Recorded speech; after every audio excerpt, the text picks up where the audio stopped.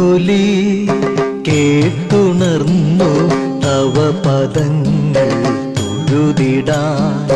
സൂര്യകോടി പ്രഭയിലുണരും രൂപദർശന പുണ്യമാ ശംഖുലി കേട്ടുണർന്നു തവ പദങ്ങൾ തൊഴുതിടാൻ സൂര്യകോടി പ്രഭയിലുണരും രൂപദർശന പുണ്യമായി ആരിലും നീ കൃപ ചൊരിയും നിന്റെ നാമം ഉരുവിടുമ്പോൾ ചെർപ്പുളശ്ശേരി കരവാഴും ധർമ്മശാസ്ത്ര